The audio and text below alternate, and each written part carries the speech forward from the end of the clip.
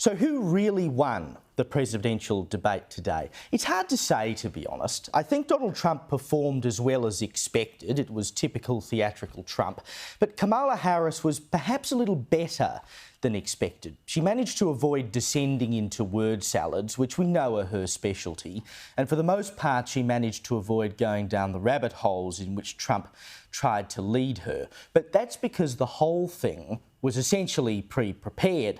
Neither candidate was allowed to take notes in, but Harris had clearly rehearsed her lines and she was sticking to them. And it was, of course, a deliberate ploy. This was the first time Trump and Harris had actually met, and it could well be the only time they face off before the election. So she really had to put on a polished performance, even if it meant that she didn't really answer any questions. And it was obvious from the first question that she was asked about whether the US economy was better off than it was 4 years ago under Trump. She didn't answer that question. She just talked about how she wants to support the middle class. So I was raised as a middle-class kid. And I am actually the only person on this stage who has a plan that is about lifting up the middle class and working people of America. I believe in the ambition, the aspirations, the dreams of the American people. And that is why I imagine and have actually a plan to build what I call an opportunity economy. And so went the rest of the debate. She made the questions fit her answers. And this theme of the middle class was something she came back to a number of times for obvious reasons, including to say that she supported small businesses, bizarrely apparently because she had a quote-unquote second mother who owned a small business. My passion, one of them, is small businesses. My mother raised my sister and me, but there was a woman who helped raise us. We call her our second mother. She was a small business owner. I love our small businesses. My plan is to give a $50,000 tax deduction to start-up small businesses, knowing they are part of the backbone of America's economy. Well, isn't that lovely? If she hadn't known a small business owner when she was a kid, maybe she wouldn't care for them at all. I mean, if you're trying to make yourself appear relatable, I suggest you try harder next time. But there were a few memorable moments and lines, all of which came courtesy of Trump. Everything that she believed 3 years ago and 4 years ago is out the window. She's going to my philosophy now. In fact, I was going to send her a MAGA hat. She's gone to my philosophy. So a lot of towns don't want to talk. It's not going to be Aurora or Springfield. A lot of towns don't want to talk about it because they're so embarrassed by it. In Springfield, they're eating the dogs, the people that came in. They're eating the cats. They're eating the pets of the people that live there. And this is what's happening in our country.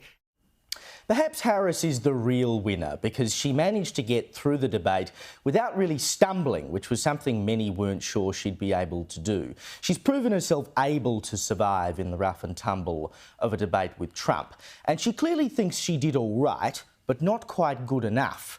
Because straight afterwards, her campaign chair, Jen O'Malley-Dillon, said, "Let's do it all again next month." She wrote in a statement, quote, "Under the bright lights, the American people got to see the choice they will face this fall at the ballot box between moving forward with Kamala Harris or going backwards with Trump. That's what they saw tonight and what they should see at a second debate in October. Vice President Harris is ready for a second debate. Is Donald Trump? Them's fighting words." And if they felt Harris had performed really badly, then they wouldn't want to go to another debate. But equally, if they thought she performed really well, then they wouldn't need to go to another debate. The concern for the Harris campaign is that this debate was okay, but it didn't really move the needle in terms of motivating people to vote. And let's not beat around the bush. She was given a leg up. The moderators, they may as well have been on the Harris payroll. Trump was repeatedly fact-checked by them. You bring up Springfield, Ohio, and ABC News did reach out to the city manager there. He told us there have been no credible reports of President Trump. As you know, the FBI says overall violent crime is actually coming down in this country. But you have said, quote, you lost by a whisker, that you, quote, didn't quite make it, that you came up a little bit short. You did bring up something. You said she went to negotiate with Vladimir Putin. Vice President Harris, have you ever met Vladimir Putin? And yet when Harris told clear lies, she was never pulled up or fact-checked by the moderators. That was left to Trump himself. Here were a few of her mistruths. Donald Trump left us the worst unemployment since the Great Depression. Donald Trump left us the worst public health epidemic in a century.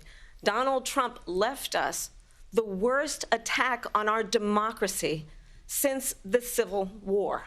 What you're going to hear tonight is a detailed and dangerous plan called Project 2025 that the former president intends on implementing if he were elected again.